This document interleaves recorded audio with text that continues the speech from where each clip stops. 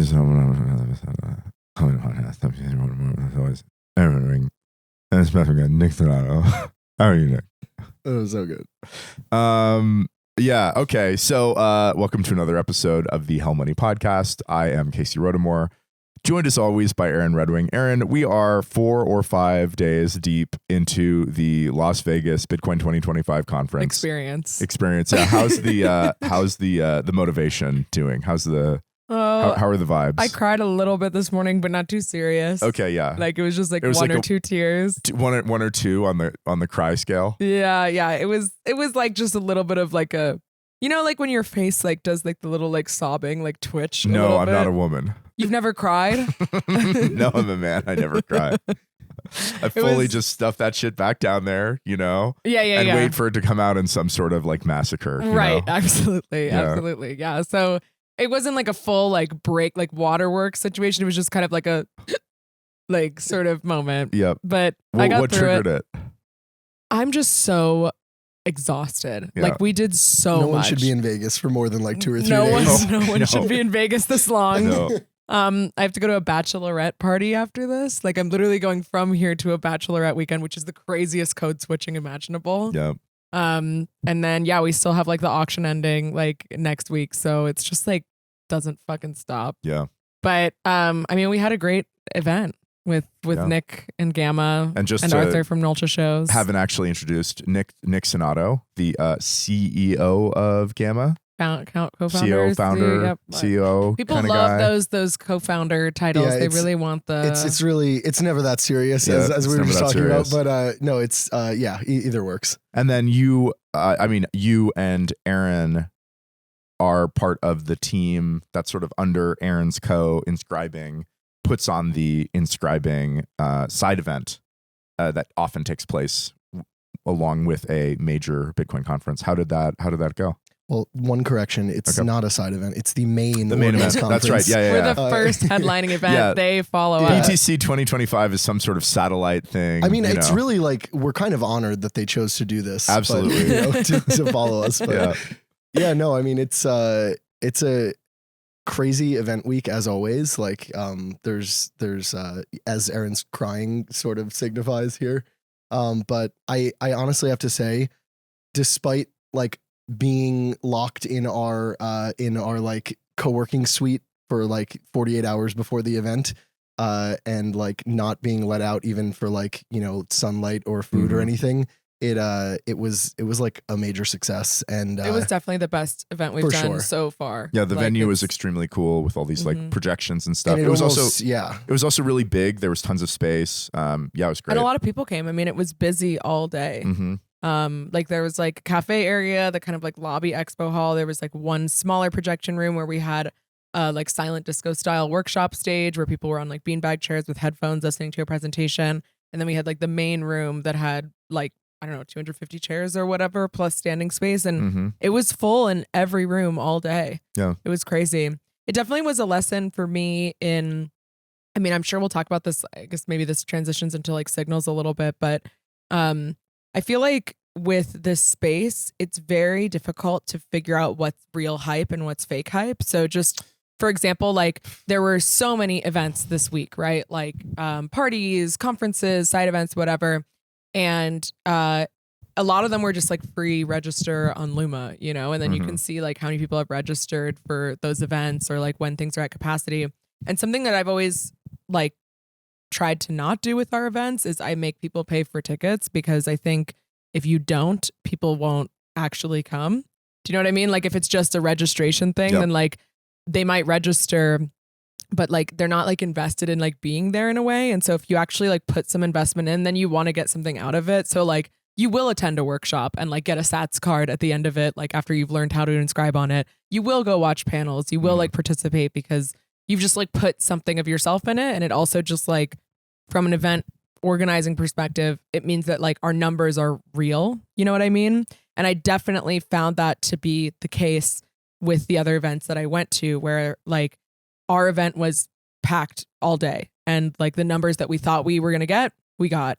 That was not the case for other events that I went to. And I feel like that's very similar for just a lot of things like that happen in the space in terms of mints, right? Like you make something a free mint or a paid mint or whatever, and you get a lot of interest, but that doesn't always correlate to who actually ends up showing up on the day that you actually do the thing. So I don't know. I'm kind of like learning my lessons around that and like how much work it takes to actually fill a space or fill a mint or whatever it is the way that you think you can, and not just like go off the fake hype, you know? So I don't know. That's like my big takeaway is like, we had to work so fucking hard to get the people in our seats, but we did get them there. Yeah, I think the turnout was really solid. I also like have to give a shout out to like Blue Toshi and crew like on that after the break panel. Like that's always really tough. Getting people to go have lunch, like start, just kind of maybe they even have like a drink or something, and now they're like not invested in coming back. And so if you guys didn't see, I think there's probably at least the back half of it should be on the live stream recording. But yeah, Blue Toshi like hired a bagpipe player, which is like part of this ritual from I think it was curling. Was it? He's a curler. Yeah, you can tell by his accent. Exactly. Yeah. Right. And so they like brought in like a whole crew of people from around the venue back into the room. And so after the break, there was probably more people like butts in seats than there were like before the break, which was really impressive. For sure. Yeah. No, it kind of takes in Nashville, we did the Wonko Monko furry fight. Like where the people came in the fursuits and then they fought and then Arthur had to break it up. As one would, yeah. Right. Yeah. And but that was a similar sort of like get everyone's attention back. Okay, now that you're paying attention, let's start the programming again. But yeah, I don't know. It takes more, I don't know. I think it can just seem from the outside when you see something successful happen, whether it's like an event, a mint or whatever, it can seem like you just don't see the work that goes into it, I guess. Like it just is like, oh my God, there's just so much money in this space. There's so much hype in this space. Like I think but so much of it is just fake. It's just so fake. Much of it Yeah, is a lot fake. of it's fake. It's like events that they just want people to show up so they can like, I don't know what, get people to follow their Twitter account or something. Mm-hmm. Yeah. Yeah. So it's definitely been like a lesson in like, what does it mean to build real hype, when with that. I think it's actually this was like a masterful setup. Wait. I mean, I actually want to ask, how correlated is attendance at the inscribing events with sort of what's going on in the broader market? Like, does it help that it's like a bull market? Is it usually sort of independent? No, it's definitely, well, it's weird. So, like, I think there's never like a perfect formula, because I think sometimes it's good if like you're at like an all-time high at the event, but if you're at the all-time high at the event, then that means that you weren't at the all-time high 6 weeks before the event, which is like when maybe people were booking their flights and buying tickets and deciding that they were going to come. So in some ways you kind of want it to be like all-time high, like maybe like a month and a half, 2 months before the event, and then like it can kind of like plateau and crab around. Like that's actually probably the best case scenario. And I think we were slightly, like a lot of our ticket sales came in at the end. Bitcoin went up to 100K again, I think at the beginning of May. So like 3 weeks before our event. It definitely was like slow during March whenever things were down. Fortunately, I'm an astrologer, so I knew, like I kept my head about me. No doubts. Like I knew, yeah, I was like, okay, I know that's going to happen. It's not a big deal. And we worked really closely with the main conference, and they sent over like a couple hundred, I don't know, I think like 700 or 800 people came over from like their event as well. Well, I guess ticket sales really are a strong signal of people's intent to go to a conference. Nick? Oh my God. That's so amazing that you've mentioned the word signal. Yeah. So, well, I guess like, maybe as like a slightly different segue here, like, Aaron was talking about how a few weeks leading up to the event, it was sort of like a little bit of like a down bad kind of period in the market. And I think like, you had that wave of like Ordinals are dead again. And, like there's, I guess some like cultural element to that that's kind of fun, but, I think like Ordinals and even like NFTs on other chains and things, like they went through a period of pretty, like low liquidity and demand and general interest, and things weren't really minting out, even from some of like the top artists that you would expect to see like mint out right away. And this like happens in kind of waves. It's like probably a more accelerated cycle than like the Bitcoin cycle, let's say, but I'd say it's like almost let's say it's Bitcoin is every 3 to 4 years. It seems to be like, like digital assets are like every 3 to 4 months almost, where you just have these like, kind of hype cycles that repeat. And so like, yeah, we as Gamma, if people are unfamiliar, we're like a creator launchpad. We have tools that help artists get their work inscribed. And then, we also have a marketplace where you can trade them, but we're really more focused on the launch and creator side of things. And so like we see these like ebbs and flows, and we like want to try to like smooth that out and basically make it so that like things you can get like real-time market demand and interest regardless of the phase in the market you're at, and not have these weird periods where nobody can sell anything because they don't have an idea of like what the market is actually interested in or willing to pay. And so yeah, that's kind of like at least one of the problems we're trying to solve with our new platform, Signals. I had something to say that just completely went out of my mind, but I remember it now. There we go. Incredible. What made you decide to make this a separate platform from Gamma as opposed to integrating it into Gamma? Because it definitely seems like you could have. Yeah. So I will not lie and say this was like the plan all along. It was very much for probably 2 years now, like basically from the point at which BRC20s like drove fees to like obscene levels, and everyone kind of thought that they might stay elevated for a while. I certainly like my long-term thesis is that fees will continue to rise, but like I sort of thought we might have accelerated that like to a much greater degree. Seems to still be periods where it's higher and lower. I'm just checking. Cool. Seems to still be periods where it's higher and lower, but like long term we see them rising, and so for a long time we were trying to figure out how do we make it more affordable to get works on chain, because there's a lot of great artists who we could use like Parker for example, like that don't have a KC Rotomore to like fund their inscriptions getting on chain. And so like for those people who do great work and like have something like cultural or interesting or beautiful to kind of like share with the world, they might not be able to actually like afford to get those things on chain. And so that was like the initial idea was, oh, can we like come up with a way to help people like crowdfund what somebody's putting on chain. I think we actually chatted in like Miami in maybe it was like December or something of last year about like that sort of initial core problem. And I think that was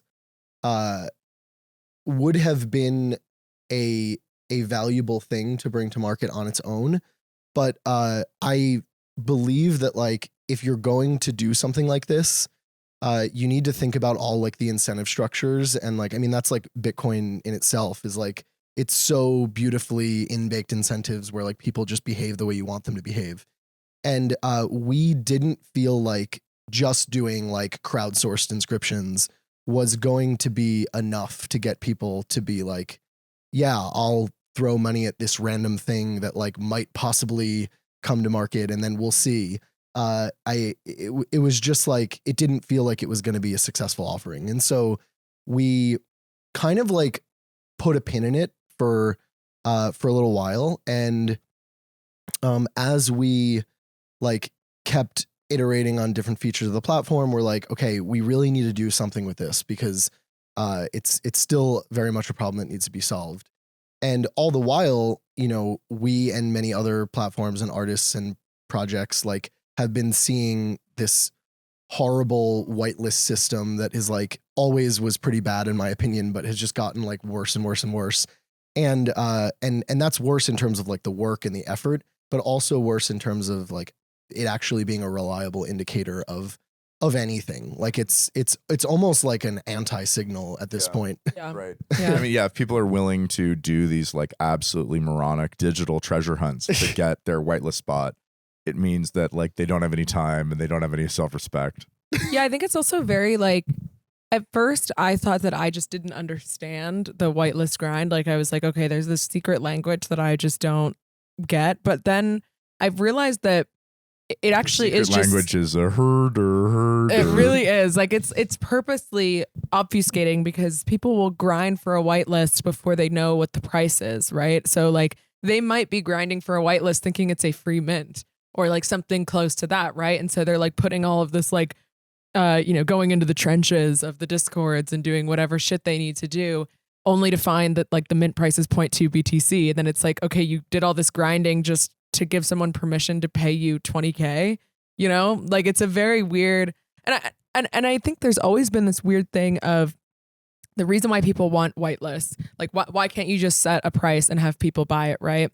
Is because I think from the degen perspective, what degens think is best is if the price is low enough that there's a flip opportunity immediately, right? Yeah. And so what you want is let's say it's like 1,000-piece collection that's going to mint for like $10 each. You as the degen want to get as many spots as you personally can, and you don't want anyone to be able to bot it. Like you don't want anyone to be able to buy all of them, and you want to make sure that it's distributed enough so that like no one like controls too much of the supply.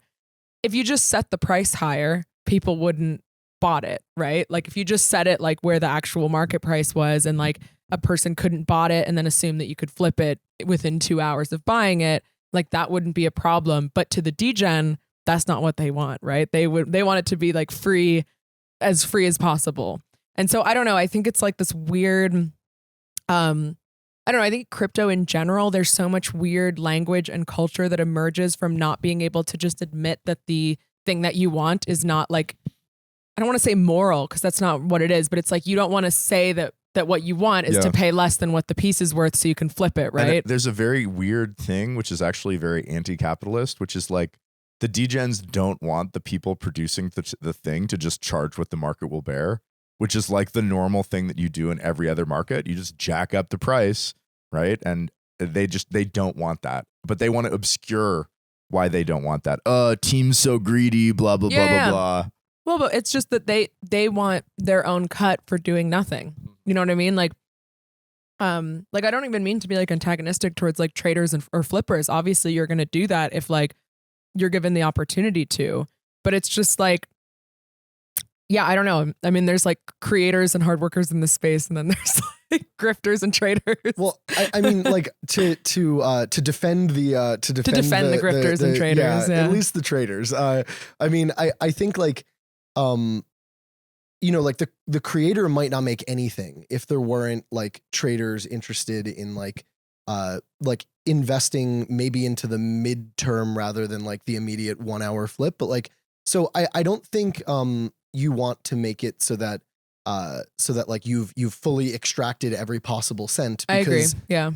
And so like the way we approach a lot of things at Gamma, like we use this phrase a lot internally, is like we make degen compatible things. It's like I'm not making it for the degen, but if I exclude the degen from the process, like we've made something that's just not like based in reality. And so yeah. We should actually rewind it. What is Signals? Yeah. So actually, Signals, new platform by Nick Sainato and company. Yeah. So I mean, actually, like we got on this crazy long tangent, a good one, but like just to bring your like very first question full circle, you were asking about why is it a standalone platform, and I think that'll help answer this as well. So yeah, we like did this whole like how do you fund stuff on chain, and then as we came up with the then like new solution that is Signals, we realized like it's actually quite limiting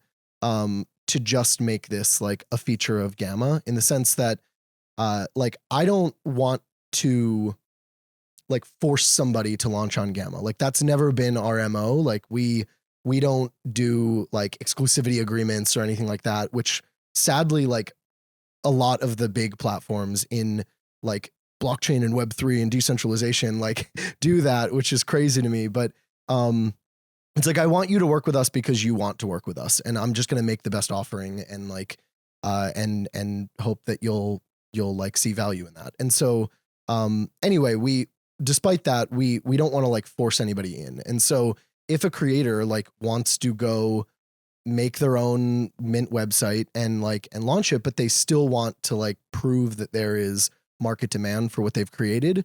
I want them to be able to use Signals. And so, yeah, to answer like what is Signals, it's kind of trying to do that. It's both trying to tackle the stuff is expensive to get on chain. How can I de-risk that process and not like invest a bunch of money and then just like be SOL if it doesn't make it. But also help prove that there is market demand for what you're doing. Also help with price discovery and basically like what the market is actually willing to pay for this thing. And in the process, it kind of like replaces this whole terrible whitelist process that we were just talking about. So how does a creator put something on Signals, and then what's the first step in getting people registering interest? Yeah. So as a creator, you come to Signals. You can think of it kind of like coming to Kickstarter. And so, but for creative projects. And so maybe you have this great, 10K collection, or maybe you have like a limited photography series or whatever it might be. And you say, okay, Signals, we have this great project. We're gonna, like tell you about it. And there's like an area just like on Kickstarter where you can kind of like describe the backstory and any of your creative process. And I think this is also important in the age of AI where like, you can just create random crap like in thin air without being thoughtful about it. And so you can explain like, oh, maybe I did use AI, but like I used it like in a much greater process of doing XYZ. And so and then you offer some number of spots. And so we make it generic and call it spots because we want it to really be able to be used for anything. So maybe you want to allocate some number of inscriptions. Maybe you even want to like sell physical prints or like t-shirts or something. And you want to like allocate those, maybe even like event tickets or something like that. You could be like, our VIP tickets are going to be like up for the market to decide. And so you offer these number of spots, and then as a user, collector, trader, we call them backers. You can come and basically raise your hand and say, I'm interested in one of these things. And so every day you can do this once for free. And just try to like keep it really easy to get going. And then when you say, I'll take it for free, is basically like saying, to Aaron's point where like you don't even know what this thing is going to cost. That is basically saying, if it is a free mint, I will take a spot. Like, and so it's just like the most base level of interest in the project.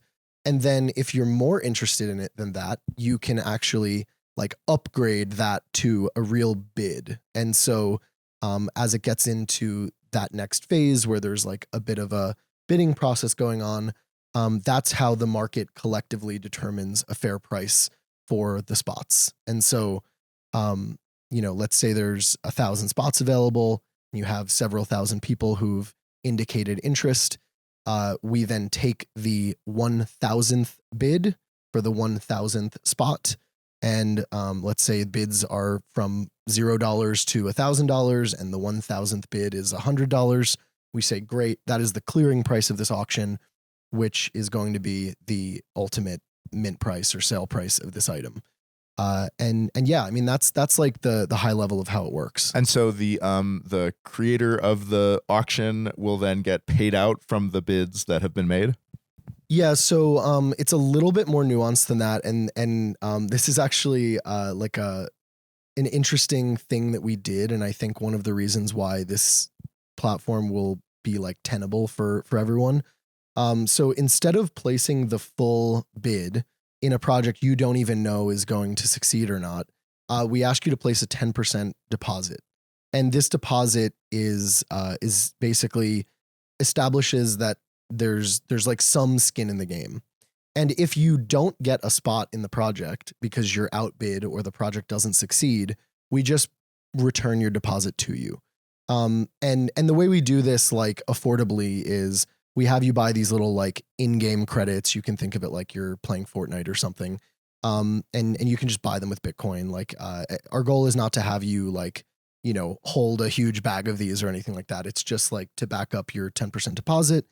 And so then, when you place that, there's no transaction fees. If you need it back, we'll just send it back to your account.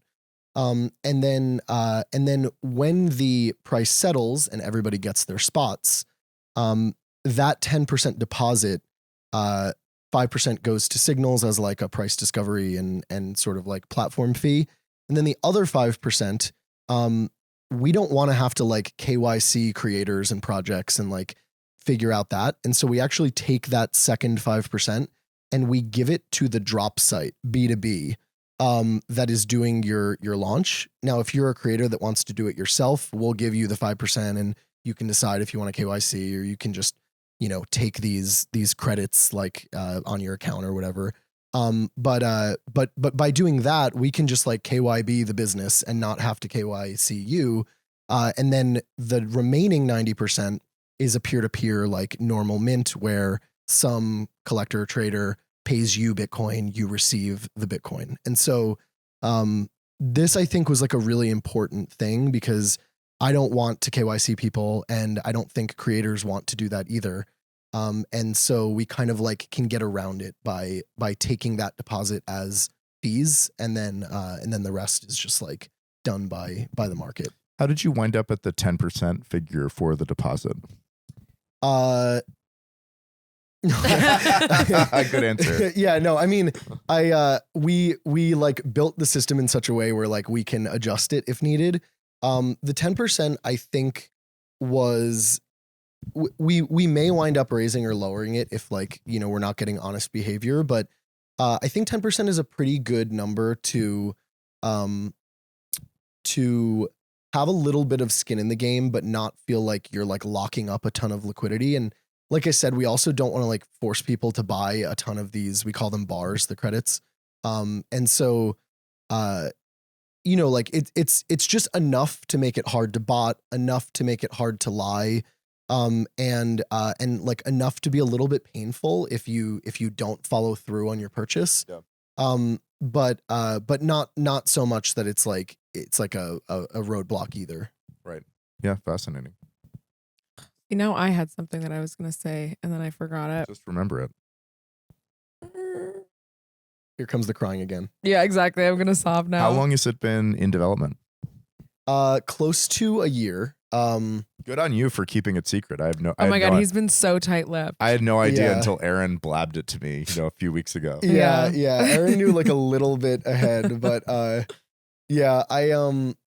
we've like not that we've been around for like decades, but like it's been like coming on 4 years now, and like we're like if people have been following us for a while, we're like notorious pretty tight-lipped, and like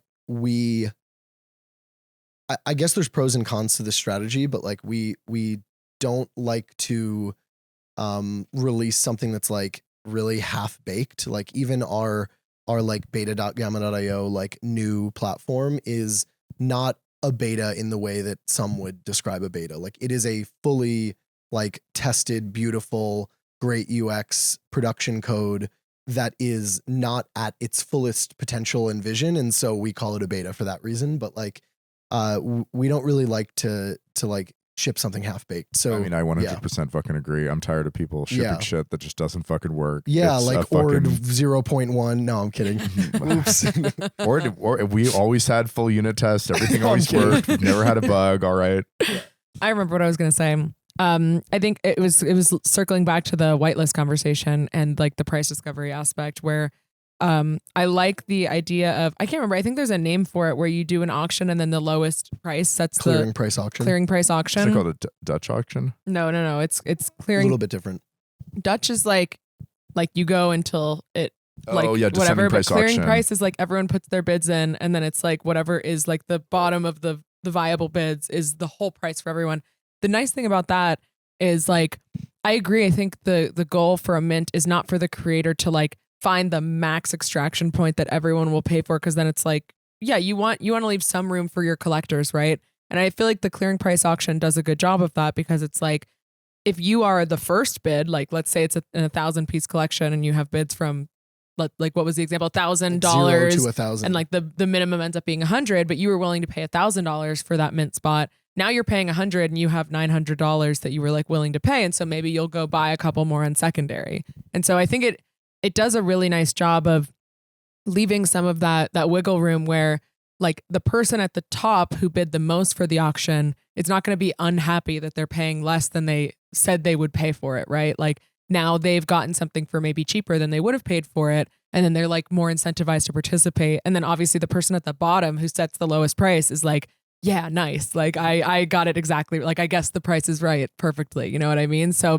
I think it's a nice model to provide like a best of both worlds system for like leaving a little bit of space for like secondary market stuff while still ensuring that the price that people paid was actually the price that 1,000 people were willing to pay to mint a 1,000 piece collection or whatever it is. Yeah.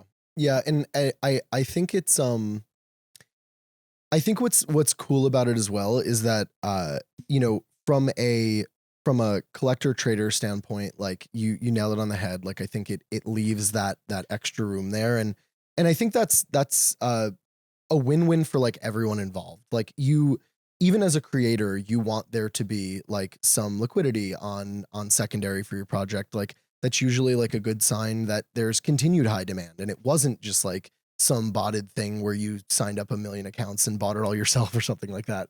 And so I think like on that side of things, like it's obvious. I would say on the flip side, I could imagine a creator saying, well, I want the absolute highest. Like I want to do like a traditional auction where it just goes as high as possible. And I would almost argue that this is doing that just in a slightly more like uniform way, because if you have 1,000 spots available, just because 5 of those spots would sell for $10,000 each does not mean that the other 995 would sell for anywhere near that. And so the clearing price in some ways is like, oh, it's the lowest price that anyone will pay. But on the other side, it's like the maximum price that 1,000 could be sold for. Yeah. And so it actually does kind of leave room for secondary in a nice way. Mm-hmm. You guys have one interesting design choice available to you, which is that if you do a clearing price auction, you have a bunch of people who are putting down different deposits. You could actually retain the deposits of the higher bidders. This is sort of an option if you don't do that. Honest, and then that goes to the creator. Yeah, so we do that, and there, as I said, like we thought through like the incentive alignment and like making sure that the game theory of this made sense, such that you couldn't like destroy the whole system. Mm-hmm. And so yeah, when you place let's go back to our example. You have 1,000 pieces, and let's say you just like really love this project and you definitely want it, mm-hmm. and so you're willing to bid some obscene amount of money. And like maybe you even know you're going to flip it or something, and you know that the price will never go that high. Mm-hmm. But you want to guarantee yourself a spot. In the early iterations, we were like trying to check off all the boxes of like covering the problem areas and like patching all the holes. And this was one that we were torn on. We're like, is it a problem that you would like try to rig the auction by bidding like something that you know will never clear that high? And we came to the conclusion that like, no, it's actually not a bad thing at all. If you are willing to put up a huge deposit, then and that deposit is non-refundable unless you purchase. And so that's how we handle it. You will get a refund if you've over deposited, but only after purchase. Right. Now, Signals did its job. Signals' job is to get people to show up and mint. Yep. And you did show up and mint, because why wouldn't you go claim your $900 refund? Right. You could also apply that to the mint price. Like you said that 5% goes to the platform, 5% goes to the creator. You could have 5% go to the platform and then of the deposit, and then whatever is in excess of that.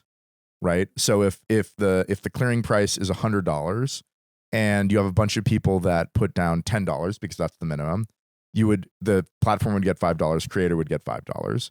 But then if one of those people put down, I think I said clearing price is $100. So if one of those people put down $1,000, I'd have to figure out, then you would have $5 go to the platform and if one of them bid $1,000 and thus their deposit was $100, $5 would go to the platform and $95 would go to the creator as a sort of forcing them to follow up on their purchase. Yeah. So that is kind of what happens. It's a little bit more nuanced because we get back into this like tax compliance KYC thing, and the creator probably doesn't want just a bunch of bars like our credits. Like, if they sure, but I mean, you can give them Bitcoin. You could. But we can't, as a business, give them a Bitcoin payout without like KYCing them. So it's like we kind of had to like build the system in such a way to like avoid that. Yeah, dude, the government sucks so bad. Regulations suck so bad. It's ridiculous. It's just like this fucking sand in the gears of like every single fucking process. Like, oh, why didn't you do the obvious, like easy thing? And well, it's illegal for stupid reasons, unfortunately. Yeah. It's like they are going to end up with Bitcoin at the end of the day, but like we can't be the one to give it to them. I think though, like, that can end up to the creator if the person lies. So I use the word lies, maybe that's a strong, but like they don't follow through on their option to buy. It's called behaving strategically. In auction theory, like behaving strategically is like bidding a price that you don't actually mean. Oh, sorry. I didn't mean that. I more meant like if you don't show up and buy, even though you've bid and kind of suggested you would. So yeah, like with that scenario, the creator can end up with some bars, like because we will, we'll give them, their cut of those bars if they get over deposited and don't get claimed. But we're basically like the whole system, we're trying to use bars as like the grease and not as like the main attraction. Like I want the Bitcoin to be the thing that people really want. And the bars are just, our way of both gamifying it, making it so that there's no like on-chain transactions to do these little like micro deposits. And also like get around some of this like annoying government tax stuff. Is the exchange rate of bars to Bitcoin fixed? Yes. So it will have, it's actually going to be a USD fixed price. So once you buy it, it's converted into USD and then retains that USD value, like That's one right. bar, It's a $1. coin. Yeah, it's not $1. It's closer to like 10 cents, but yeah. Got it. Yeah, you're making the Gamma stable coin. Yeah, it's I have to say it's not a stable coin. It's not money. It is a stable coin. You can use it for everything. Yeah, it's like it's real currency. It's don't consult your tax attorney on this one. Just go for it. Yeah, and just to be clear, like this is not an on-chain like shit coin or anything like that. Like it's grease for allowing us to make a great user experience and nothing more. So I think like one of the nice things about it and why we made it a USD conversion is, I think hopefully most people watching are like believe in Bitcoin superiority, as I know you guys do and I do. But there are a lot of creators who want to reach audiences, eyeballs, liquidity that exists on other chains. And we sort of want to be like Switzerland. Like I honestly, I think it makes perfect sense. Yeah. I mean, I think not wanting to force people into a particular platform, being like a Gamma is still going to compete for your mints with the best features like it always has. Yeah. Being platform agnostic makes a lot of sense. Yeah. So yeah, on that note, like if you want to buy bars with ETH, like you can do that. I mean, I don't want your ETH. I'll take like USDC or something. I think that's like a slightly better shitcoin than ETH, but no, I'm just kidding. ETH has, well, whatever. No, I'm not kidding. We're not kidding. Anyway, yeah. So I mean, it's a good stable coin actually. ETH, that's right. Yeah. Indeed. So, but yeah. So, Coinbase actually has this really cool feature where we can accept any like nonsense thing that's on Coinbase, and they will give us USDC. Oh, wow. And so we're like Ethereum, sure. Vitalik's Vision, Yeah. So yeah, we can do that. Or you could even like, if you don't care about like KYC stuff, you could pay with like a credit card or something. I think like for all of these things, we just want to like give the choice. I like to even say like the like decentralization as a general like concept, I always think of as like choice. It's not, I think people are like, oh, if it's not like 50,000 different options, or if you like aren't following some specific playbook, then it's not on the blockchain, or it's not decentralized or whatever. And this is a little bit not exactly connected to what we're doing, but it's that same concept of like, if you want to like, stay pseudonymous and like, buy your bars with Bitcoin and never KYC with us and never do anything like that, like, great. I would prefer that as well. But if you are the type that's like, listen, everything in my life is like published on the internet, and I am a like I'm doxed to all of the auction houses and whatever. Cheek doxed, we call this. Yeah. How many pod is pretty badly cheek doxed. Pretty cheek doxed. Yeah. Spread the other cheek. Yeah. So yeah, if you wanna like do that and like make it easy, then like we're happy to like to do that as well. But yeah. So that's like the high level of what Signals like can do. Yeah, I think it's cool that you are opening it up beyond Bitcoin, not even just like from the other chains aspect, but just like for like anything, right? Like if you want to sell anything, it's just, I think it's a cool price discovery mechanism in general. And I definitely have found like, I mean, even the point you made about like putting event tickets on it, right? Like it's so hard to price things. And when you sell something for a certain price, it's almost like you can never sell it for less than that in a way. And like, it's I think a lot of like the pricing that people choose is completely arbitrary.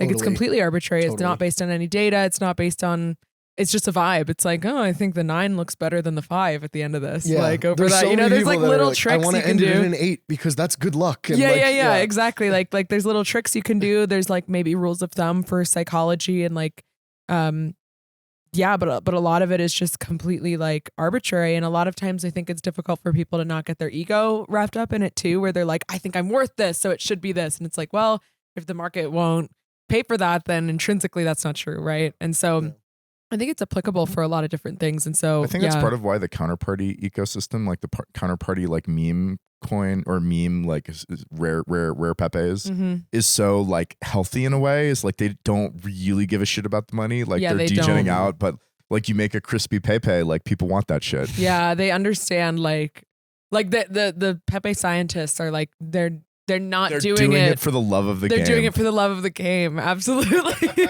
And they do honest good work, Absolutely. This hard Pepe scientist, hard at work, chained up, Did you get your Pepe Angelo portrait, by the way? I did. Yeah. Me and Pepe Angelo have been in talks for a future portrait. Not sure about that. Not sure if it's going to happen. Pepe Angelo, she's a globetrotter, world traveler. Who knows? We'll be in the same place at the same time, but it's a possibility. I'm rooting for it. Will they all be Casey's, like with different hats and sunglasses and? You don't even want to know. You don't even want to know. Like okay, I'll just stop asking. I'm glad you brought up price actually, because I think it's both like core to how Signals works, but also something that I think is really like cool about like the mechanism itself. So if as a project creator, like as you said, somebody's just kind of like, my 10% deposit finger to the wind thing. Like it's, you're sort of just like taking a guess. I think what's really interesting about it is, as we thought through who would benefit most from Signals on the price discovery side of things, we realized it's like literally everyone, and for different reasons. So, and I think the like very successful, like established creator, ironically benefits maybe the most. And so, let's start with the like, I'm new, or maybe I'm around, but I'm like under a new pseudonym or something like that. And I want to release a project, and I have no idea what the market wants to pay for it. I just want to like have them look at it and tell me what they think it's worth. And you can of course set like a reserve price. So if you don't want to let something go for a certain amount, you can do that. We don't actually reveal that reserve price because we think people will anchor to it. And so we just kind of like say the reserve has not yet been met. But when that person comes, they're getting an obvious benefit. Like I have no idea what people would pay. I've never sold something before, and we're just gonna see where it lands. Somebody in the middle is like, okay, well, I've done this once. I maybe sold it for X, but the market is a little bit different today. I don't know. Maybe we're in like a bull market, or maybe we're like deep in the bear. And if I don't, like I don't want to misprice it and get it wrong and like kind of hurt my budding career here. I wish it wasn't that way, but it unfortunately kind of is. And so now they can use that to like kind of either revalidate that original kind of like first collection release, or maybe they've like leveled up, or maybe the market's a little bit like calmer right now. Well, and even just Bitcoin price, I think totally. I think that's a really difficult thing for people to even know, like switching between US dollar to Bitcoin to like, if you're an NFT artist and let's say you rode the like 2021 like Ethereum bull market, now you've come to Ordinals. Like, how do you even conceptualize what you sold things on Ethereum to now Bitcoin to even like, if you look at, Bitcoin price was like 50K like a year ago or something, right? And now it's 100K. Like, how do you like, it's just very difficult to, I think, put your own like progress as an artist relative to all of those fluctuations of all those different currencies, depending on like how many different things you've minted on in your career. Yeah, it's tough. And it's also like, like Brett, our head of growth at Gamma, like he says this a lot too. He'll be like, I think XYZ is really cool, but like, I don't know, I want to hold on to my sats. Like the price is going up. And so it's kind of like, and he still of course collects a ton, but that is part of a lot of people's like psychology, is not only do I need to like it, I need to like it so much that it's like worth giving up my Bitcoin. Like yeah, for sure. Yeah. So yeah, that's kind of like the first two groups, but this last group I mentioned, which is the really established, successful, either independent artists or brands or projects or whatever.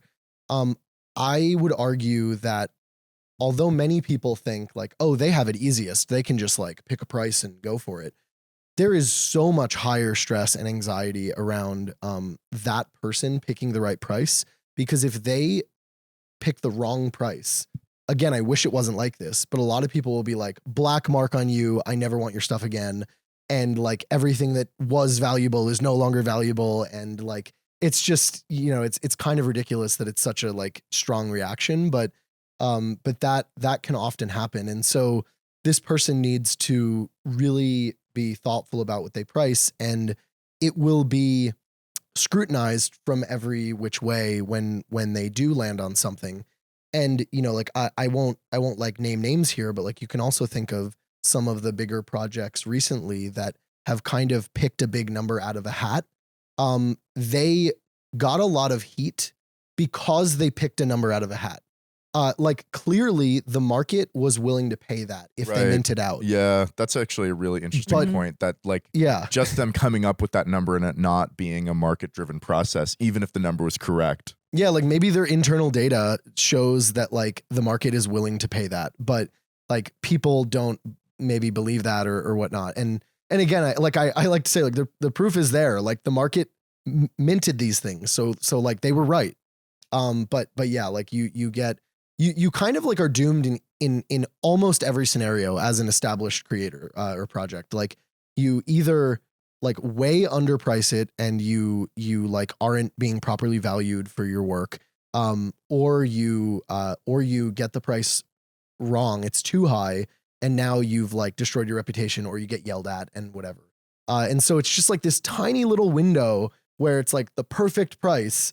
And the odds of you doing that is like, we're in Vegas. It's like kind of like spinning a roulette wheel, and you're like, okay, like I happen to like pick the perfect price. Yeah. And I mean, just there's so many collections that completely gamify it and buy their own shit. And so it makes it very difficult, even if you try to observe successful mints, to know how much of that is even real. You know? I mean, I always like when people try to do the like on-chain analysis of these things, because I think we don't do it enough. It's like the attention span is too short in a way. But it's just, I think it's a very, very fraught space with a lot of, I mean, this is what I said right at the beginning. It's a lot of fake hype that you can very easily get in your own head about and be like, well, if this person was able to sell for this much and like I think that I should be able to do this, then it's like turns out that person's actually doing like a whole behind the scenes Rube Goldberg machine to like prop up their situation so that it appears a certain way, and you don't even know that, or you don't even know that that's an option. It just, I think it's nice that you guys are kind of making it very clear how this works. So it's like, I don't know, it's just that part of the process, like the whitelist pre-mint phase is so like obfuscated right now. Yeah. So even just having one way of being like, hey, this is the way that the price was discovered, and like you can choose to just do this. You could do whatever else. If you want to choose it yourself, you want to do the mint entirely yourself, you want to do the Discord whitelist grind, like you can do that. Totally. But here's a way that's like very transparent in a way for how it works. Yeah, and I think like for what it's worth, just to bring this up, like I'm of course a huge proponent of people using this price discovery mechanism, and I think it's like one of the big value adds of Signals. But you know, like if you just are fed up with the whitelist process and you're like, I don't want to pay for a Discord bot and do a form and try to get people to submit the right addresses and like, you know, all this like painful process, and then, you know, like, did they give me the right address? Are they actually going to show up in mint? Like, for something that you know the price of, like, let's say you're like, it's going to be like $50 or whatever. Or maybe it's like a free mint for the culture and you just want to like distribute the spots in a way that can't be easily botted, because like free mints are notorious for that. You can also use Signals for that. And I think that Signals still brings a ton of value to those projects because, you know, again, using the Kickstarter example, when you launch a project there, the creator of that project can send you updates. And so they can sort of like keep you involved and invested in like the rollout. And you as a user, you can like, again, it's totally up to you how you want to do this or if you want to do this, but you could add like a phone number, an email address, or a Telegram or a Discord or whatever way you want to be like notified so that you don't miss out on like, you know, what is upcoming and like any timely updates. You can do that. And then as Signals, we try our hardest to like make sure that these are real people. And so like you're connecting these things to a single Signals account. We're not going to like reveal it to anyone. It'll be like kept private, but like we're not going to let you create like 9 different Signals accounts with the same Twitter account, for example. And so that will hopefully add like a little bit of like a spam prevention, plus these deposits that you have to make, a little bit of a spam prevention. And then I think the real value of Signals long-term is, let's say we have 100 projects that have come to market with Signals. We can then take a look at the data of who bid and actually followed through on minting, and then, you know, like maybe it could even be a step further and be like who minted and then immediately flipped within like 24 hours. And we can like assign a bit of like a reputation score to that person. A social credit score. Yeah. Listen, you can't do a social. Yeah. You can't do a reputation score without having being the social credit score allegations. Yeah. All right. I would avoid doing that just because I think that if people know, you know, it's like a 4D chess move, you know, right? If people know that that's going to be a thing, then they're going to avoid certain kind of behaviors. You know what I mean? So yeah, totally fair. I mean, also listen, it's on the collections to do things that people don't want to flip. Fair enough. I mean, I think like, yeah, fair enough. This isn't like a definite, like we're going to do this, but my counter argument to that would be, as Signals, we would never be like, you're off the platform because you did this. Like, that's not the point of why I'm saying it. It's more that if, let's say you were doing something with like 20 pieces and you're like, I really want the 20 pieces to go to like good people. You on your specific project could be like, I want people who, when they bid, they follow up and actually purchase. And I don't think there's anything wrong with you wanting that. Now what you're going to do is you're actually going to... It's different from wanting people who aren't going to flip it. Fair. Oh, you're saying just that final step of following through to the flip. Yeah. I think that's fair. Like I think the more important thing is when you bid, I would say if people don't wind up buying, like for sure kick them off the platform. That's the point. I don't think we would kick it's them like off. an Uber You lose score. your It's money. like your 5-star Uber passenger versus a 3-star Uber Yeah, like, passenger. yeah, and it's the like Uber a driver can choose. 4.7. I think you get kicked off as a driver at like 4.6 stars. Well, as a driver, fair enough. Yeah. But like Yeah, we're as a talking pa- about as a as a buyer, passenger. the- yeah, I would Like I would if you kick just like throw up I'd a kick lot. the buyers off. yeah. What I would do, what I would actually do is I would increase the percentage that is required in the deposit. It's like a penalty deposit. Yeah, actually, that's Like, interesting. That is interesting. You have to put Yeah. up a higher and higher deposit up to, I like if you that, really yeah. don't follow through on anything, but you keep bidding, like, 100%. That's interesting. Yeah. Yeah. I mean, I think I would say the argument against doing that is that let's say you have 1,000 spots available and you have like 5,000 people bidding for it. We create something called standby so that the 4,000 other spots of interest kind of go on to like first come first serve like wait list. And so like it's not the end of the world if you give your 10% deposit, you forfeit it by not showing up. So you still got punished. Like it's not like it was a free decision. And then like you give it's essentially an option to buy something and you don't have to exercise that right. And I actually would argue you shouldn't be penalized for not exercising your right to do something. You just decided not to exercise that right. It depends on the model. It depends on the mental model. Yeah, I would say like the argument in defense of the reputation score is basically like, yeah, you are a creator, you want to like distribute these spots in a nice, elegant way and to good people, and you can do that. Oh yeah, I forgot. I was actually talking about like, yeah. So I don't think you should be penalized for not exercising the right to buy something. So that like goes back to the whole free market thing. Like you're not like locked in. You don't have to do this. Maybe the day before the mint, the creator is like, I'm gonna rug you all or something. Yeah, totally. Yeah, exactly. Yeah. So yeah, you're out 10%, but like it's you otherwise we would just ask you to like prepay all the Bitcoin ahead of time, and I think that's like worse than the current system. Right. That makes perfect sense. Yeah, I mean, you could have some sort of situation where, like, let's say it's 1,000 pieces, but 5,000 people said they were interested. And then let's say 900 out of 1,000 end up minting. You could have some combination of like, if some people bid dollar amounts but didn't make it versus some people just signaled they would do it for free, that like some combination of like, I don't know. It's like I'm trying to explain it without like having graphics. It's like too many numbers. But like let's say that you have like an 1,000 piece collection that 5,000 people said they would mint for free, but like 1,050 people paid like a deposit to mint, but then only 900 minted. And so you have like these extra 50 people that didn't pay quite enough. And then you have like however many thousands of people that said they would mint it for free.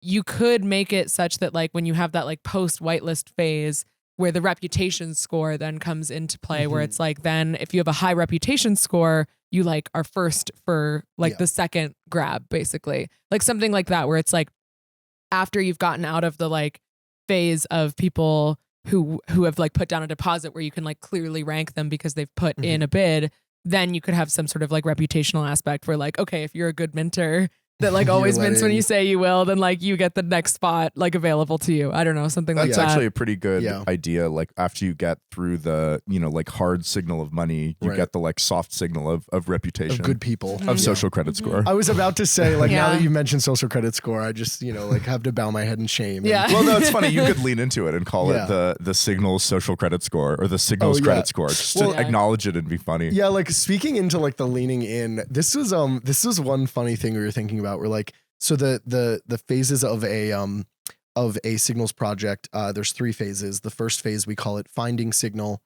The second phase. You have a tutorial. I don't know. I was going to say, doesn't this kind of fit there? I kind of realized that like maybe it wasn't needed. I think the graphics you guys are just really helped, good. like, that's the main yeah, thing. the graphics are great. So yeah, let me just record like a couple slides. You can use it like, as it will help your viewers. Yeah, so like, so you in this first phase that we call finding signal, you can showcase if you want. I've already seen it. Yeah, so. exactly. So in this first phase, called finding signal, you're basically in some period of time that a creator has set. In this example, we have 7 days. That's basically just like the creator's like, I want to take a week to prove that there's market demand, and they could make it a month if they wanted, but like this is the time. And so in this first project, you're basically getting that like initial interest. And then our goal is to reach or exceed 100% signal. And it's a pretty easy way to calculate that. We take in this example 39 different people interested in 42 different spots. We divide that out, and now we get 42% signal. Let me just make sure we're recording. Yeah, we are. Okay, and so that's how you get your 40% signal. As it then progresses, now you're gonna like have some people maybe more interested enough to pay for it, and so they're gonna start placing bids, and we talk about that 10% deposit, and you can see now like there's more interest than there are spots, and so now they're starting to place bids, and then we get to this next phase, and this is what I wanted to mention. So we're in the second phase of the project. We call it last call. And I have to admit, like, I'm super proud of this phase because this was not in the original spec for what we were thinking of for Signals. And remember I mentioned earlier, like we had this like checklist of, okay, game theory, aligned incentives, like how do we get people to do the behaviors we want them to do organically rather than like, through some other means. And so we created this this phase, last call, and we did a couple of things here to like help the best outcome of the project happen. So the first thing that we did was in the first phase, and actually throughout the whole project, we decided to make bidding secret. So as a bidder, only you can see your bids. Not even the creator can see your bids, and we think that's really important because I think like feeling like you're having your bids watched is going to make you behave a little bit differently.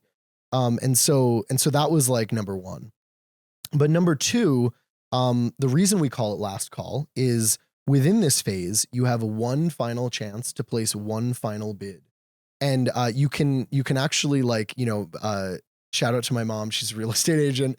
And also, by the way, on the free market thing, I was talking to her the other day and she's like, real estate agents make too much money. It needs to race to zero. But anyway, so one of the things in real estate auctions is you're kind of going back and forth. And at some point the agent says, okay, guys, like no more bids for a second. You have 24 hours left to give me your best and final bid. Whoever has the best and final bid will get the house. And so the psychology of this is like very different. You're basically like, okay, I can't be like farting around anymore and like trying to like play chicken with people. I guess you're playing chicken in like an ultimate final way, but you really just need to say like, this is what I'm willing to pay, and hope for the best. And because Signals does not penalize you, I'd say this is where it's not the same as an auction. In a real estate auction, you're literally paying that maximum that you bid. Here, you're being asked to tell us the maximum you would pay. But if it clears lower than that bid, you're just still paying the clearing price. Mm-hmm. And so there's no penalty to bidding your true, honest maximum budget, basically. You could only benefit by getting a spot. And so you just kind of need to decide what you're willing to pay. And then to come back to that first point on bidding being secret, what we do within this phase is we tell you if what you bid in phase one was enough to get a spot. And in this example that we did earlier, we placed a $20 bid. This is not enough to get a spot. And so, you're like, okay, 20 wasn't enough. Well, what is enough to get a spot? And so we actually reveal that number and we say, okay, as of the end of the first phase, that clearing price was $27 here. And so because you know that if you get a spot, it's non-refundable, this deposit, that is the literal floor. Like $27 will be the minimum that it can be. And as each person places their best and final bid, they will only be raising that possible price there. And so now you can just look at the data and you say, okay, I have this much interest in the project, $27 is the minimum. I bid this previously. And it's not in this mock here because we wanted to keep it like simple, but we actually provide a bunch more data as well. So like we'll provide the number of backers, the number of spots of interest, the aggregate deposit amount. So like you could even do some like back of the napkin math and be like, well, if you pay a 10% deposit and we have this much and we have this many bidders and this many spots, I can calculate like the average bid. And so, like, there's a little bit of like maybe alpha potential there for the degens. And we kind of provided those little tidbits on purpose, for that. But yeah, like that's sort of how it works. And so at that point you get to the end and it's like, great. You hopefully got your spot. If you didn't get your spot, you go on to the standby list I mentioned earlier. And then at that point you're just like providing us your maybe your Bitcoin address, maybe an email address, maybe an ETH address, whatever the project, asks for. So anyway, I forget why we got on this point. But you just wanted to show the slides. yeah, I actually wanted you to show the Aaron slides. was the one Aaron that was to show the prompted it. slides. I was They're like good happy slides. to not, yeah, anyway. But yeah, good stuff. I like the way that it works. It seems pretty thoughtfully designed. I hope people use Appreciate it. Thank you. Yeah. One last thing here while it's up. So it says like, don't have one for a Bitcoin address here. This is, I'll just like stop recording and throw my computer down at this point.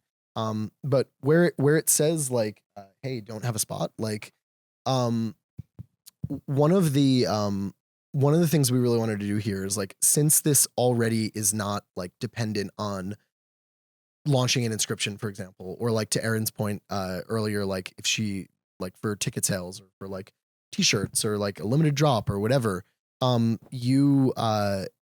there's no reason we need to force you to have a wallet like right on sign up. And so we right now I think there's like some serious onboarding problems to get into Bitcoin or any other blockchain. You have to go through like learning what a private key is, why it's important to keep it safe.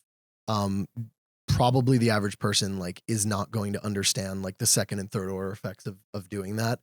And obviously like our goal is to get people to do that. And I want them to like self-custody, not just like, sign up on like Coinbase's custody thing or whatever. But that process of doing that is really painful. And then that second step, which is like, okay, now you also need to like get some Bitcoin. And that probably means signing up for an exchange and like going through like days of KYC and giving them your ID and like all of this like, horrible like steps. And the funnel is probably like 32 steps long of where you can lose like the majority of your people at every step in the process. And so Signals is just like, come, if you don't have a crypto wallet, like give us your email address or something. And that's how we'll create your account.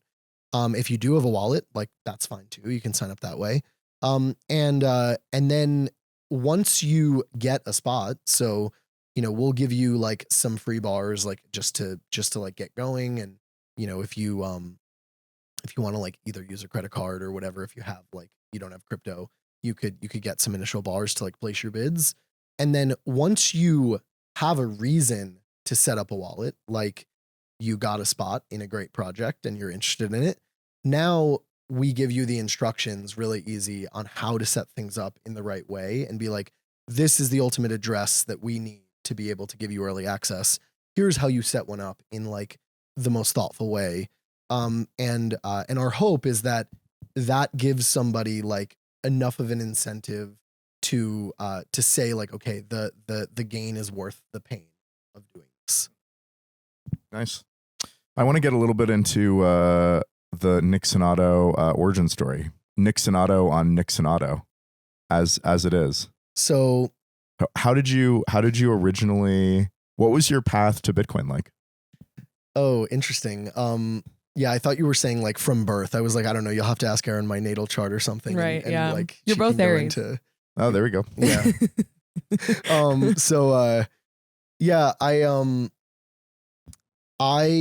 So my first like touch point with Bitcoin was fairly early on. I want to say it was like 2013 or something, but it was like to get like fake IDs and like help my brother get pot on Silk Road or Nice. whatever. Yeah. I bought pot on Silk Road. Yeah.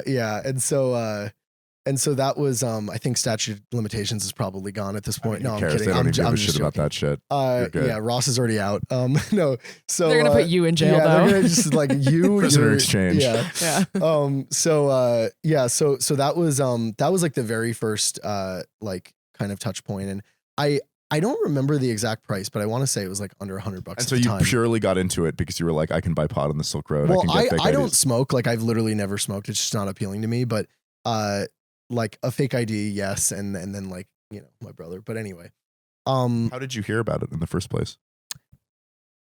I want to say I first learned about Tor, and I was just like farting around on Tor, and like, and then like somehow learned about that. I don't know. Like I don't really remember exactly, but I want to say it might have been like I used to like jailbreaking iPhones, and I want to say there was like that counterculture that was interested in like all of that kind of stuff. Like oh, like go download Tor and jailbreak your iPhone and buy weed on the Silk Road. Yeah, I think maybe the internet's awesome. Yeah, exactly. So yeah, I remember actually seeing like pages on Silk Road of like the hitmen and stuff, and being like, "Yo, is this real?" Like, Yeah. And so yeah, that was like first touch point, and then but I didn't like think of it as like some superior form of money. Like I thought of it as like the way that like politicians use to like punish Bitcoiners and be like, it's just used for this nonsense online.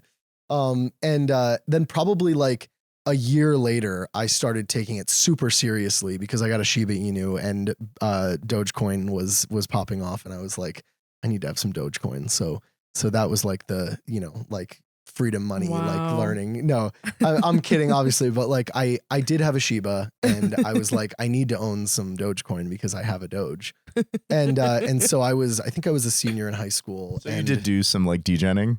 Well, it wasn't even DJing. Well, it was literally like buy it and hold it. That's a thin excuse for buying the dog coin. You know? I mean, if there was like a but at the time, like there, it was not like there wasn't like a crypto industry. No, Doge was its own. It was its own thing. I remember. Like, I went to. You a could get meetup. on Robinhood too. It was easy to buy. Well, Yeah. no, Robinhood was like 2021 No. or something. When This was was this? like 10 years prior, like 2014. I went to a meetup Yeah. with the Doge guy, and he actually thought that he was creating like a fixed supply coin, but he didn't realize that like the thing that he was changing didn't actually like change the Have a supply. hard cap. Yeah, yeah.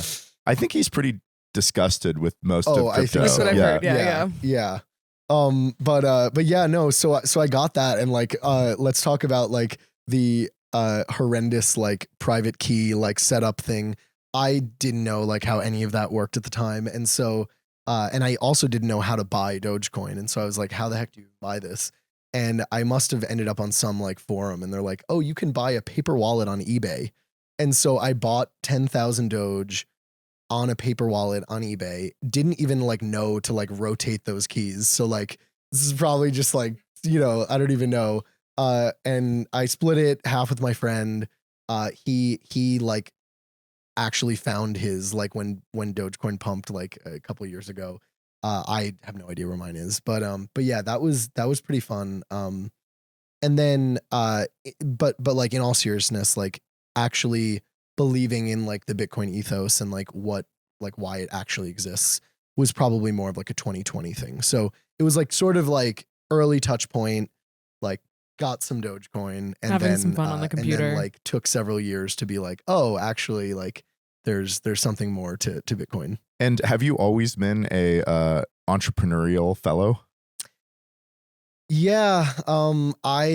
Is this like Aaron behind the scenes? No. Like you have to get him to bring up like his 12-year-old DJ career? No, not at all. No, Okay. whatever you think is 'Cause, interesting. Yeah. No, Okay. Yeah. So This isn't like she was laughing at me the other day. We're not gonna like open the fucking door to the bathroom your and some like dossier. your high school English teacher is gonna come out or some shit. No. It's just because Aaron was. I think it was you were laughing the other day about my 12-year-old DJ career. He was a DJ entrepreneur. So Oh, yeah. A So like DJ-preneur. I like had this me and my friend like we had this like little like speakers on top of a mini mix board thing and like a set of mics and we like started doing like little like parties, like graduation parties. I mean, this was like middle school. And then it like actually turned into like a bit of a business. And like I was joking to Aaron the other day, like I don't know who trusted me as like a 12 and 13-year-old to do their wedding. I did like multiple weddings. No shit. I did multiple That's like crazy. anniversaries. Yeah, like I'm like, why would you trust a 12-year-old to do this? Did you fuck it up? No. Well, there you go. Well, there you go. But yeah, I mean, it had to have been like the spectacle of it. Yeah, like, like you got it. Like who's DJing? like This fucking like, 12-year-old. This fucking exactly. kid. This fucking kid, this 8th grader or whatever. Yeah. So yeah, that was that. And then I actually like, one of the first things I did was like, my mom was on like a bowling league, and so like I did their Christmas party at the bowling alley, and the owner of the bowling alley used to be a DJ like with like records, and he saw this like little miniaturized setup I had, and he was like blown away, and so he's like, hey, you want to like come DJ at the bowling alley? And so to make this even like stranger, and so then I started DJing like literally every Friday and Saturday night for years at the bowling alley. That's super cool. Yeah, and it was like it was kind of more like jukebox style DJing there. It was like, hey, I have a list out and you can request a song and I'll like put it on. But yeah, so I did that, and like as a 13, 14, 15-year-old, like I had like pretty good money from that too. Like it was like yeah. You yearned for the mines, but the mines were the jukebox at the bowling alley on Friday and Saturday nights. Yeah, exactly. and so yeah, then after that it was like the bowling alley got sold to like these like boutique like entertainment venue kind of vibe people, and they like got rid of everyone, and they kept me, and we're like hey, like can you help us do like our website and stuff, because I did a little like web design on the side, and so I was like, yeah, sure, I'll stop DJing and I'll like do web design. And then I started helping them with operations, and I have to credit the owner, her name was Taryn. She was like a high up marketing exec, I think at Amex, and so she like kind of got me more into marketing, and so then I like switched my major, which was originally like gonna be to go into like get a law degree, and it was the most boring shit ever. Like it was like the whole first year of college, I was like, I mean, it wasn't hard. It was just like not interesting.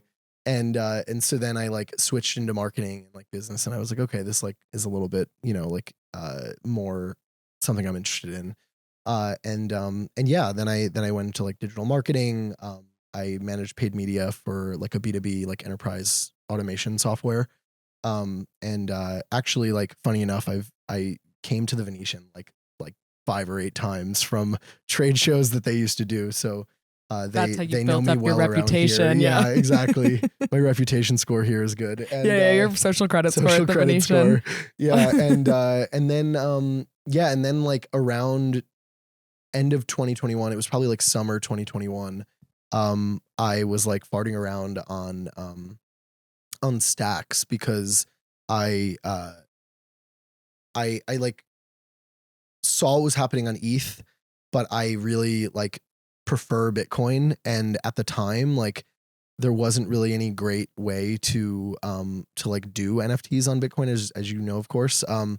And so Stacks was like seemed to be like the best potential avenue to do that. And so then Gamma really became like we just like built up a team of like all great people that were in Stacks. Like Stacks has like somehow attracted like Stacks has like some of the amazing best people I've and ever. They're like competent and not grifters. It's like kind of crazy. I don't know who does hiring for them, but like it's. I mean, a lot of it was just like organic. I think honestly it was Bitcoiners who wanted Bitcoin to do more, but like exactly, yeah. And so it was like that, and so like we made our way to Stacks. We built out Gamma, became like the top launchpad and marketplace on Stacks, and then. As Ordinals were coming out, there's actually like a funny thing. I've said this on like Spaces before, but I don't know if I ever talked to you about it, Casey. We and like 5 or 8 other companies on Stacks, and this includes like people like Xverse, like Ordinals Trio guys, Liquidium guys, like a few more. I don't mean to leave them out, but like those are the ones I can think of now. We were part of this working group on Stacks in late 2022. Like right as you were like getting Ordinals like kind of like finished and out in the world. And we were part of a group that was trying to figure out how to do like on L1 like NFTs. No shit. Yeah. No shit. And it's like there's like public. What was the design like? This. How far did you guys get? It was so bad. It was so we like came up with like a solution, but it was like so painful because it was it like allowed you to create like a digital object, but you couldn't like trade it or anything. Like it was, I forget even how it worked. Was the data on chain? Probably not. Like I don't even, yeah, like it was. Man, it's so funny. It's yeah. so funny. And so like we had like a pretty shitty UX, but like a solution to something. And we were like, this is our first like attempt. Like, let's get it out there with one collection. And it's going to be like, and Gamma was going to do this like really painful, like deposit, wouldn't be called Inscribe, but like create a Bitcoin transaction, like for the deposits that people are sending on stacks. And it was just, it was like so like laughably like complicated. That's crazy. And, I had like, no idea. the complicated system is never going to work kind of a thing. But it was an attempt. And so, but why I bring this up is to say, like within weeks of that, of us being like, okay, I guess this is the solution we're going to do. Somebody found Ordinals. I don't know like how. It wasn't late us. 2022. This was late 2022. Yeah, it was probably like December, maybe November. And so I don't think it was us that found it. I don't know who, but somebody found your like alpha version and was like, okay, wait, this is the solution. And so that's actually why so many of us were like live within days of like mainnet, because we already had people dedicated full time to trying to find a way to do this on L1. And we were like, no shame about it. We're like, our solution sucked. This one is good. That's really impressive. A lot of people just sort of have this thing called not invented here syndrome where they're like, oh yeah, we didn't make it. Like it sucks, you know? Yeah. Yeah. No, I mean, I always wondered like why the Stacks people were so quick. Because they like, yeah, it's true. Like so many Stacks companies pivoted to Ordinals like before we even knew what was going on. I mean, I think they probably, it's what they wanted. Like we always wanted to be close. And Stacks was a desire to do things on Bitcoin, right? It was made by people who wanted to do things on Bitcoin, and Stacks is sort of the way that they could do that. And when they saw a way of like sort of more quote unquote actually doing things on Bitcoin, they just leapt at it. Yeah. It's a beautiful Ordinals history. That's really interesting. It's really like. Do you have any other like deep lore that like you can share? So I mean, one thing that's kind of like a funny one. I mean, this is like public by now, but I won't name the like kind of guy in the middle because I think I don't know if he wants to be doxxed, but like but that guy, yeah, Satoshi that guy, Nakamoto. yeah. So yeah, he's a close friend of mine. And so yeah, so there was a person that was one of the driving forces behind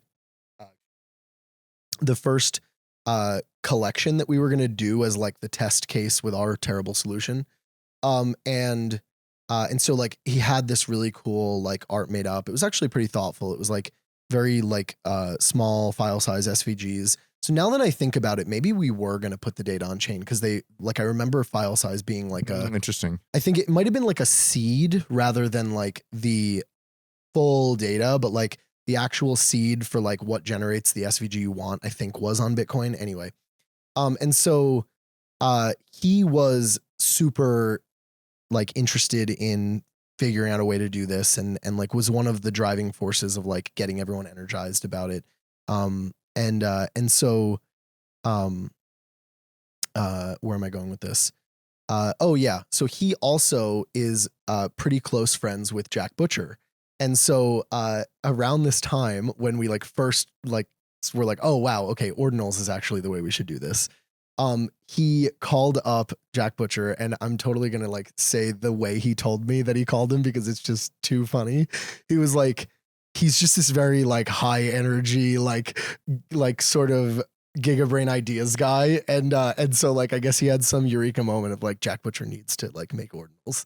And so he's like, I was taking a shower, had a shower thought. He's like, I run out of the shower, butt naked, call up Jack and say, Jack, you need to inscribe Ordinals. And he's like, well, I'm doing other projects right now. He's like, no, you need to inscribe them like today. And so like, and so he's like, I'm dripping wet on the bathroom floor. It's like so visceral. And so yeah, anyway, like, Jack, you know, we helped like him and Jack inscribe like, I think it was 500 of the Bitcoin checks. And what was cool about it was like, I'm actually shocked that no one like really called attention to it because there were 500 of them. and it was when there were only like tens of thousands of inscriptions. So like it was a pretty high percentage of the inscriptions that existed. But yeah, like no one really called attention to it, and they were both like, let's just not talk about it till like the UX is a little bit better. And so it had been like a year after, and that was like that moment where, like, Aaron, I know you've talked about this with me about like that UX flow of like that Jack set up with us of getting like ETH people to onboard to Ordinals in a nice way. And so that was finally like okay, we're actually going to like release them to the market. And people couldn't believe that like there was this like big ETH creator who was like, yeah, of course I want some stuff on Bitcoin. Like, and just like, I think was smart enough to know that like, you know, March of 2023 was not the time to like release that collection. And so, yeah, pretty cool. And like honestly, major kudos to Jack, because he's just like, I think your thing of like not made here thing you mentioned, like he's totally just like, hey, if it's a cool idea, like I'm down. And, totally, like that's awesome. Yeah, I think that's the way you got to be. You can't have an ego about stuff. Things move too fast and they transform, and you can't even stay up to date on everything. You know what I mean? You have to always be like adjusting your priors and your understanding of things. So, as I said, that's my lesson fucking learned from Vegas, to be honest. Like, we should wrap it because we've been going for like an hour and a half. Yep. Nick, any final words? Where can people find Signals stuff? Oh yeah. So yeah, thanks for bringing up the show point. Yeah, so it's Signals.art. We actually have a bunch of other Signals dot whatever names, and like art maybe is like too limiting. Signals.limo, Signals.africa. Yeah. Well, you know what's one that's really fun? We have Signals.fm, which is like kind of like a little that's pun. Pretty good. But I thought it might feel too music-y, so like maybe if we do music drops or something, we'll make that at FM or whatever. But Signals.com is like just like sitting in like unregistered limbo since 1995. So I was like, all right, oh my God, we'll see what happens there. But like, hopefully we just like, you know, Signals becomes like the next meta and we can afford to buy Signals.com. Right. But yeah, but I probably shouldn't become be the social credit this is not gonna help. service for every country around the world. Exactly. Your Signals reputation mint score will be determine whether or not you can get into like a hotel in China or something. Yeah, you're just like not gonna be able to come to Bitcoin conference next year. Yeah. But yeah, so we have Signals.art or at Signals.art on X. And right now you need an invite code to use the platform, but it's also like a referral code that gives you some free bars. And part of why we did this is we just want to make sure there's like a really good group of people in there so that when we open the floodgates for the first projects, they have a good fighting chance of doing well.